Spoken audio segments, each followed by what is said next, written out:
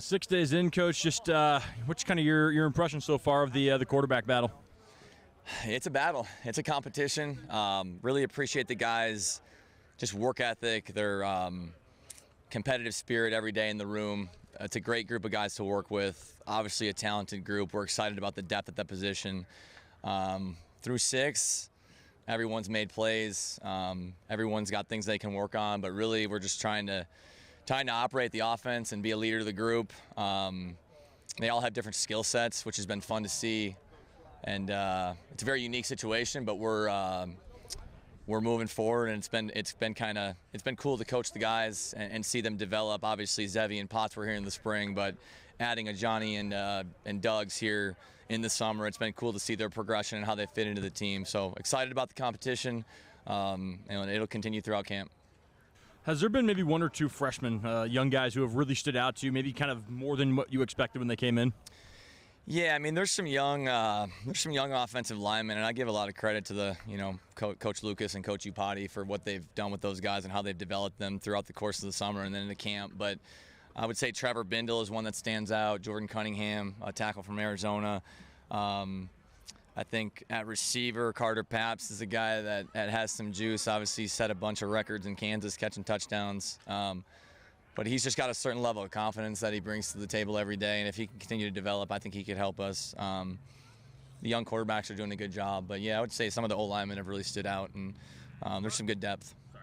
Talk about kind of the first O-line. The first few days, it seems like we've seen that kind of quintet of Tripp, Lester, Brock, AJ, and Christian. Just what have you seen from those 5 guys so far? Well, I think the leadership of Brock and Christian stands out to me the most. I really appreciate those guys, and they're kind of right now, the offensive line is just in such an important leadership position. So we're fortunate to have Christian at right tackle and Brock at center, and center's the guy that touches the ball every play, and we're super thrilled about him. I think Johnny Lester's taken a big jump from spring to right now. I know he's gained some weight. The confidence is coming. Tripp looks the part. Obviously, you look at Ashton and you're like, oh man, he looks like a left tackle, and he's been really fun to work with. There's some, AJ at right guard, Noah has done a great job. I give Kyle Martin credit at center and the backup. So there's some depth being developed. Jalen at left tackle stepping in there and doing some good things, and I'm probably forgetting somebody. But I think that unit is all about cohesion and working together and getting calls right, and then just I think those guys are just a fun group to be around because they're so selfless and they're fun. They're good dudes, and they enjoy the locker room part, and I think the leadership part of that position is really critical too. Besides some of the obvious, what are some of the pros and cons of so much of the staff being transplanted here? Obviously, it's not a rare thing, but as you guys kind of find your footing. Yeah, just the entire staff, some of the pros. I would say it's just, I've moved twice in the last 2 years, and this move was so much different. Even though it was further away, we had a group of people that we were really close with, and family and kids, and the wives are close. So I would that was the best part about that was a huge pro, being able to do it with other people that you care about and you trust and you enjoy being around. Obviously, the cons, right? You're all coming from the Midwest, so maybe you're getting used to some of the, newer things out west or out on the east side of the state. But the cool thing about coming to Wazoo from South Dakota State is the staff doubles. So you have a recruiting staff, you have assistant coaches, right? So being able to add, a position coach in each room that's an assistant. Some of those guys have West Coast ties, guys that have been in the program or been around this, the West Coast. So that's been kind of a cool part to see as well. But overall, it's been a great transition, and we're really enjoying it in Pullman. When you look at each of the 4 quarterbacks in the running, what are the qualities that are kind of unique to each one, and what are their strengths that they bring? Yeah, I mean, to start with Zevi, I think Zevi's his leadership has been awesome since we've showed up. He's a really accurate thrower.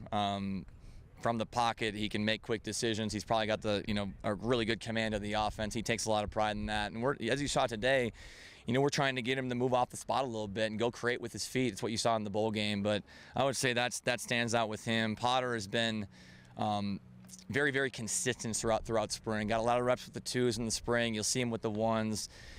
Throwing the football, he's had an excellent camp. So just his accuracy and his command of the huddle has stood out. Really excited about Jackson. And then, Ajani and Julian have come in. Ajani, you look at his body type, he's a big, powerful runner. very strong. You see when he gets going, he's a tough guy to bring down. But he's been fun. He's been really good with the playbook. He's worked really hard. We're excited about where he's at. And just, I think, throwing the football, you see the arm strength. Like, he can rip it down the field and throw it 70 yards. It's just, consistent accuracy, consistent decision-making. The more reps you get within the offense, I think, the better that becomes. And then, Julian, he's smooth, man. He's a smooth runner. He's got a very, accurate arm. Played in the bowl game last year for Pitt.